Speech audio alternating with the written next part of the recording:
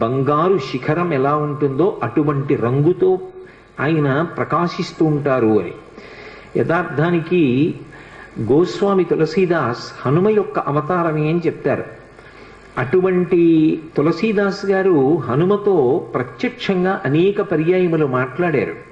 హనుమ యొక్క దర్శనాన్ని పొందినవారు, హనుమతో మాట్లాడినటువంటి తులసీదాస్ గారు కూడా హనుమాన్ చాలీసాకి ప్రార్థనా శ్లోకాన్ని మాత్రం సంస్కృతంలో ఇచ్చారు.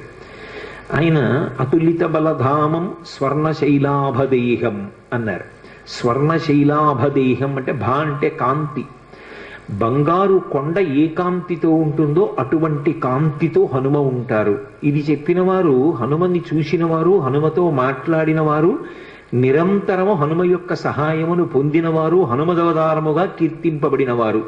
సాక్షాత్తు తులసీదాసు గారు చెప్పిన మాట. సరే, వాల్మీకి మహర్షి వేష్టితార్జున వస్త్రం తం విద్యుత్ సంఘాత పింగళం అంటూ అనేక పర్యాయములు ఆయనని మెరుగుల పోగు ఎలా ఉంటుందో అలా ఉంటారు అని వర్ణించారు. కాబట్టి శాలిశూక నిభాభాసం ప్రసూతేమం తదాంజన. ఆ అంజనాదేవి వడ్డుగింజ యొక్క చివరి భాగం పచ్చటి కాంతితో ఎలా మిరిసిపోతూ ఉంటుందో అటువంటి రంగుతో ఉండేటటువంటి బిడ్డణ్ణి కంది. ఫలాన్యాహర్తు కామావై నిష్క్రాంత గహనే వనే. ఆమె ఆకలి తీర్చుకోవడం కోసమని ఏదో పళ్ళు సేకరిద్దామని అరణ్యంలో పక్క ఉన్నటువంటి చెట్ల దగ్గరికి వెళ్ళింది. ఈలోగా ఈ పుట్టినటువంటి పిల్లవాడు అనితర సాధ్యమైనటువంటి బలపరాక్రమములు ఉన్నవాడు.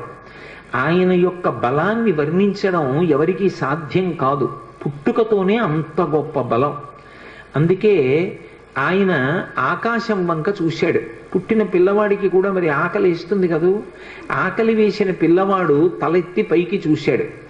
చూస్తే బాలసూర్యబింబం కనపడింది. అప్పుడే ఉదయిస్తున్నటువంటి సూర్యబింబం. అది ఎర్రగా పండిన పండులా కనపడింది. శాఖామృగం వానరుడిగా ఉన్నారు ఉపాధి చేత.